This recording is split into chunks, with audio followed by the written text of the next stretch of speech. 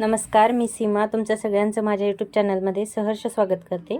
आज आपण बघणार आहोत 34 साईज प्रिन्सेस कट जो ब्लाऊज असतो त्याची कटिंग। त्यासाठी मी इथे 3 अस्तर कट करून घेतलेले आहे। तुम्ही बघू शकता हे तिन्ही पण अस्तर डबल फोल्डमध्ये आहेत। एकाच कस्टमरचे ब्लॅक कलरचे 3 ब्लाऊज पीस आहे आणि ते ब्लाऊज आपल्याला स्टिच करायचे आहे। सेम मेजरमेंट आहे, त्यामुळे मी हे सेम ब्लाऊज पीस या ठिकाणी घेतले आहे।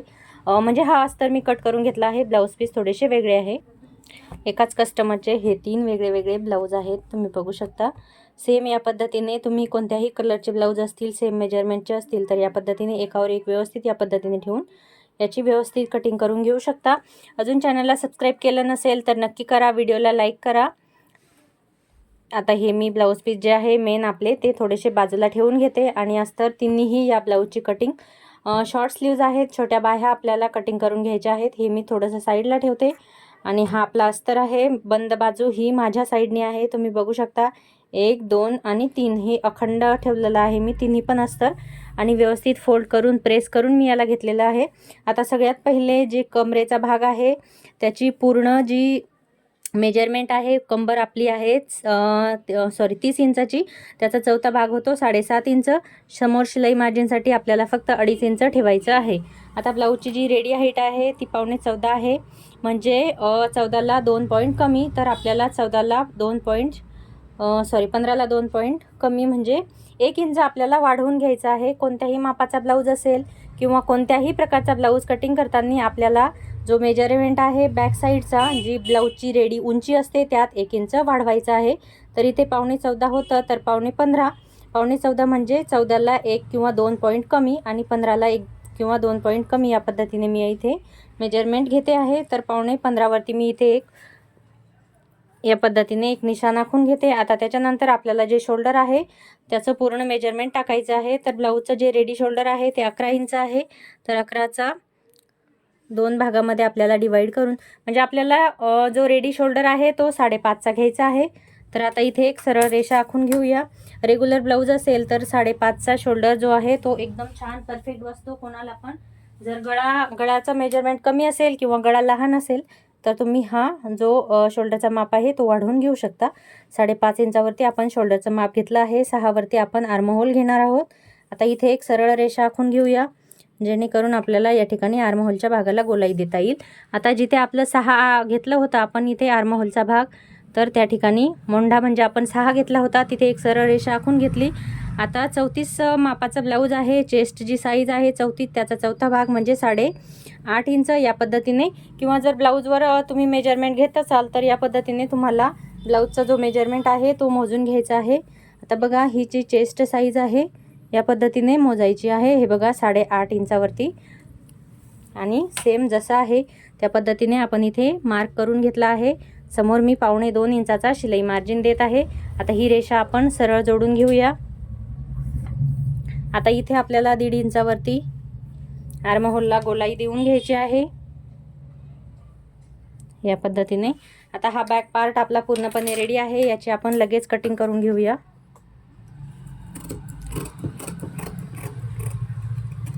चॅनलला जर सबस्क्राइब केलं नसेल तर नक्की सबस्क्राइब करा, बेल आयकॉनला प्रेस करा, यानंतर येणारे जे व्हिडिओ आहेत ते सगळ्यात पहिले तुमच्यापर्यंत पोहोचतील। आता हा जो बॅक पार्ट आहे त्याची आपण व्यवस्थित कटिंग करून घेऊया।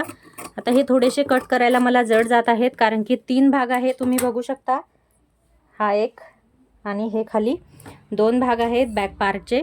हे अखंड आहे, याला मी व्यवस्थित कट करून घेते। तुम्ही 1 2 3 कितीही ब्लाऊज या पद्धतीने कट करून घेऊ शकता।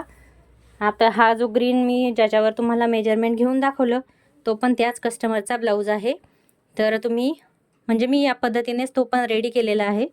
मग व्हिडिओ बनवायला मला तेव्हा टाईम नव्हता। आता इथे बघा आपण ज्या स्लीव्ज आहेत ब्लाऊजच्या त्या काढून घेणार आहोत, पण त्या अगोदर बघा तुम्ही बघू शकता इथे मागे पुढे हा कपडा आहे, तर हा स्ट्रेट येण्यासाठी इथे एक सरळ रेषा ओढून घेऊ, जेणेकरून आपल्या ज्या बाह्या आहेत स्लीव्ज आहेत त्या मागे पुढे होणार नाही। आता मला जी रेडी स्लीव्ज आहे त्यात इथे 1 इंच एक्स्ट्रा घ्यायचं आहे। आता यांची रेडी स्लीव्ज 5 आहे, तर 6 पर्यंत तुम्ही या ठिकाणी घेऊ शकता। मी इथे 5.25 घेते, कारण की इथे बघू शकता कपडा थोडासा कट झालेला आहे, मेन फॅब्रिक मी थोडंसं जास्त घेईल। तुम्हाला जी पण स्लीव्ज रेडी पाहिजे, आता बघा मी इथे 5.25 घेतला आहे। तुम्हाला 5 रेडी पाहिजे तर तुम्ही 6 घेऊ शकता, 4 रेडी पाहिजे तर 5 इंच 2.5 इंचावरती आपण स्लीवची जी गोलाई आहे ती देणार आहोत. आता बघा जो आपलं चेस्ट साईज आहे 8.5, तर त्यात 1 इंच कमी करून 7.5 वरती आपल्याला इथे एक गोलाईसाठी मार्क करून घ्यायचा आहे. जी पण आपली चेस्ट साईज आहे त्यामध्ये आपल्याला 1 इंच कमी करून या ठिकाणी बाहीला गोलाई देऊन घ्यायची आहे. आता ही जी बाही आहे 2.5 इंचावरती या पद्धतीने आपल्याला व्यवस्थित शेप देऊन घ्यायचा.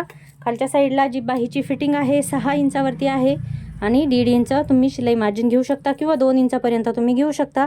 मी 1.5 इंच या ठिकाणी घेतलं आहे. आता ही स्लीव जी आहे आपण कट करून घेऊ.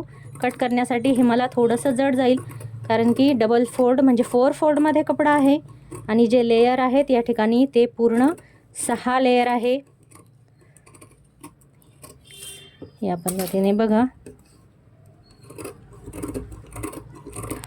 थोडंसं स्लीव्ज कट करायला जड जाईल, कारण की एवढा मोठा हा फॅब्रिक आहे आणि सगळं एकत्र कट करायचं म्हणजे तुम्ही बघू शकता स्लीवची पूर्णपणे कटिंग म्हणजे पूर्ण 12 लेयर होते. हे 3 ब्लाऊजच्या स्लीव्ज म्हणजे पूर्णपणे 12 लेयर होते.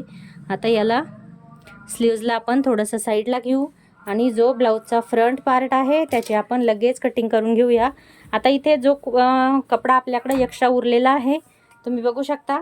आता ही बंद बाजू कोणत्याही साईडला असेल तर काही फरक पडत नाही, पण जो आपला ब्लाऊजचा बॅक पार्ट आहे पाठीमागचा भाग आहे तो घ्यायचा आहे या पद्धतीने ठेवून.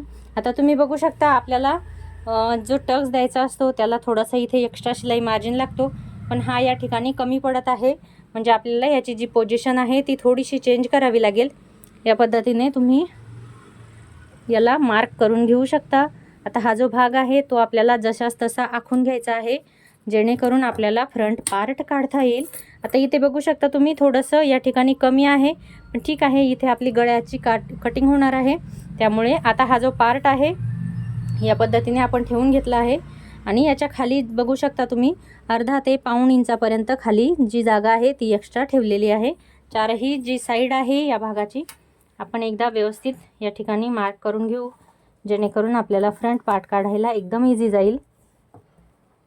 कुठलंही पेपर कटिंग किंवा कुठल्याही म्हणजे 2 मिनटामध्ये आपल्याला प्रिन्सेस कटचा जो पार्ट आहे फ्रंट तो ह्याच्यामध्ये मिळून जाणार आहे. पेपर कटिंग वगैरे सांभाळायची गरज नाही कोणत्याही प्रकारची. आता हा जो पार्ट आहे हा आपण साईडला काढून घेऊ. हा पूर्ण बॅक पार्ट आहे.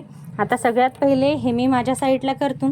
याला व्यवस्थित जो समोरचा भाग आहे आर्महोल त्याला आपण व्यवस्थित गोलाई देऊन घेऊ, जेणेकरून आपल्या आर्महोलमध्ये कुठेही झोळ पडणार नाही, रिंकल्स येणार नाही. या पद्धतीने इथे टक्ससाठी पाऊण इंच थोडंसं वाढवून घ्यायचं आहे आणि इथे आपल्याला 1.5 इंच वाढवून घ्यायचं आहे. तुम्ही 2 इंच पण वाढवून घेऊ शकता, पण मी या ठिकाणी 1.5 इंच वाढवून घेत आहे. इथे 1.25 आलं, जेवढं आहे तेवढं मी या ठिकाणी वाढवून घेते. आता बघा इथे 1.5 किंवा 2 इंच आणि इथे फक्त पाऊण इंच आपल्याला वाढवायचं आहे. या पद्धतीने मिळून देऊया. आता या साईडला आपल्याला हुक आणि आय बटन पट्टीसाठी अर्धा इंच वाढवायचं आहे. आता इथे आपण टक्सला मार्किंग करून घेऊ. टक्स टाकण्यासाठी बघा या साईडहून 3.5 इंच आणि 2 इंचाचा आपण टक्स घेणार आहोत. टक्सची जी उंची आहे बघा याच्यावरती आपल्याला मेजरमेंट टाकायचे आहे. टक्सची उंची आहे 4 इंचावरती.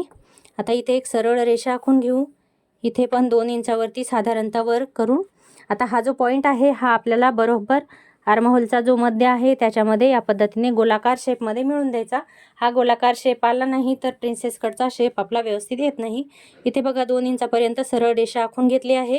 आता हा जो पॉईंट आहे आपल्याला ह्याच्यामध्ये या पद्धतीने मिळून द्यायचा आहे.